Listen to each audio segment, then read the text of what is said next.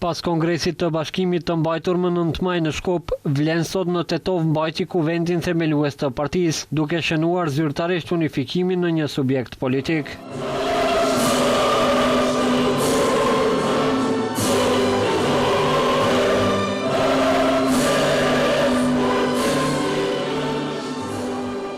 Në fjalimin e tij para kuvendarëve, Izet Mexhiqi tha se 2 vjet më parë, pak kush besonte se ndryshimi politik ishte i mundur, ndërsa sot rezultatet janë të dukshme në teren. Sipas tij, 2 vitet e Vlenit në qeveri kanë dëshmuar se bashkimi dhe përfaqësimi dinjitoz i shqiptarëve sjell rezultate konkrete dhe investime që për vite me radhë kanë munguar në zonat shqiptare.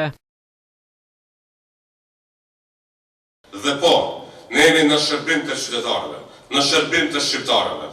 Dhe pikërisht për këtë arsye kemi këto rezultate.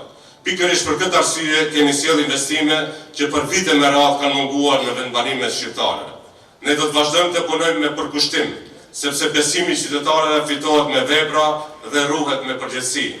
Nga ana tjetër, Bilal Kasami e cilësoi këtë proces si një hap historik për konsolidimin e faktorit politik shqiptar dhe përfaqësimin më të mirë të qytetarëve. Ai theksoi se megjithse Vlen ka qenë në proces konsolidimi në 2 vite qeverisje, kjo parti ka arritur të realizojë projekte dhe të zgjidhë çështje që sipas tij kishin mbetur të pazgjidhura me dekada. Për 24 muaj arritëm të zgjidhim probleme, të ndërtojmë e të zhvillojmë politika më shumë se sa kishin bërë ata për para nesh për më shumë se 24 vjet.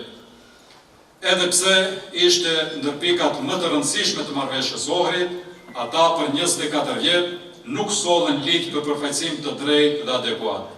Ne po e bëjmë për 24 muaj. Në përmbyllje të kuvendit themelues, drejtuesit e Vlenit ritheksuan angazhimin për barazi, zhvillim dhe drejtësi, duke theksuar se do të vazhdojnë të punojnë në institucione dhe përmes projekteve konkrete në interes të qytetarëve.